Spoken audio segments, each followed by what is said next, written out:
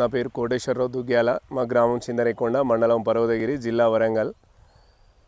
మేము ముఖ్యంగా నేను గత 15 సంవత్సరాల నుంచి, నేను 30 ఏళ్ళ నుంచి కూడా వ్యవసాయంలో ఉన్నా కానీ గత 15 సంవత్సరాల నుంచి నేను సరే నా ఆలోచన అనుభవాల దృష్ట్యా నేను వేరుపడ్డ కానించి నేను స్వతహాగా వ్యవసాయం చేయడం వల్ల ఫస్ట్ నేను అన్ని కూరగాయల వైపు మొగ్గు చూపి, ముఖ్యంగా వాణిజ్య పంటలైన పసుపు, పత్తి, మిర్చి ఈ పంటలకు పోయి రైతు చిత్తవుతోండు కాబట్టి అటువంటి వాటికి పోకుండా నేను ఓ రోజు ఒక సెమినార్లో పోతే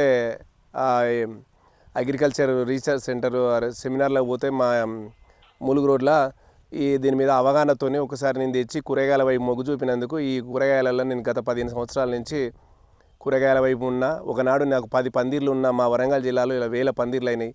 ఒకనాడు ఒక రైతు 1 ఎకరం పండియాలంటే ఎన్నో అపసోపాలు పడి ఆ అవగాహన లేక రైతుకు ఎన్నో ఇబ్బందులు పడుకుంటూ డిసీజులు అంటే వ్యాధుల అర్థం తెలియక కూడా రైతు నష్టపోయేది. కానీ ఈరోజు సాంకేతిక పరిజ్ఞానం పెరగడం వల్ల 10 ఎకరాల బీరలు, కాకరలు, రకరకాల పంటలు బాగా ఎక్కువగా పెట్టి ఇప్పుడు కూడా రైతు మళ్ళీ నష్టపోతున్నాడు. ఎవరికో ఏదో ఒక రైతు వచ్చే రైతుకు లాభం వస్తుంది తప్ప పాపం చిన్న చిన్న రైతులు చాలా ఇబ్బంది పడుతున్నారు.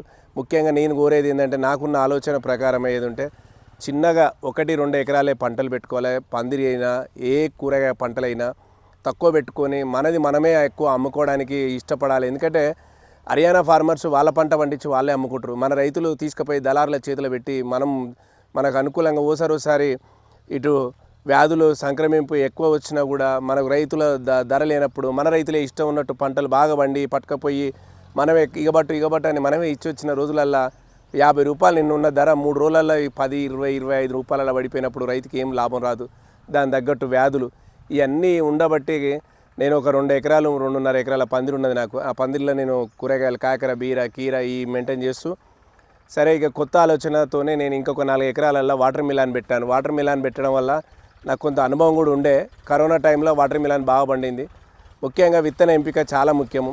విత్తన ఎంపిక తర్వాత ఈ పుచ్చకాయను అంటే వాటర్ మిలాన్ చాలా జాగ్రత్తగా చంటి పిల్లవాడి లెక్క ఉదయం సాయంత్రం మనం క్రిటికల్ పొజిషన్లో అంటే డిసెంబరు, నవంబర్ మాసాలలో పెట్టినప్పుడు యాక్చువల్గా మన ప్రాంతంలో చలి ఎక్కువ ఉంటుంది, పుచ్చకాయ ఎక్కువ రాదు, వ్యాధులు ఎక్కువ అటాక్ అవుతుంటాయి. కాబట్టి మనం చాలా జాగ్రత్తగా కేర్ తీసుకొని మనకు తెలిసిన అన్నలు ఇంకా మిత్రులు ఎవరైనా ఉంటే వాళ్ళు ఏమైనా ఎక్స్పర్ట్స్ ఉంటే మందుల గురించి వివరాలు తెలుసుకుంటూ కొంచెం మంచిగా చేసుకుంటూ పోతే మన కాలానికి అనుగుణంగా వేసవిలో పుచ్చ పండుతుంది.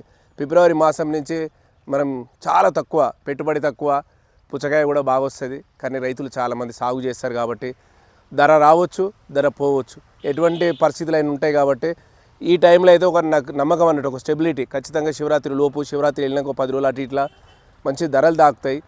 పుచ్చకాయ పండియాలి, పండించి మనం 10 మందికి రైతులకు ఆదర్శంగా ఉండాలనేదే నా కోరిక.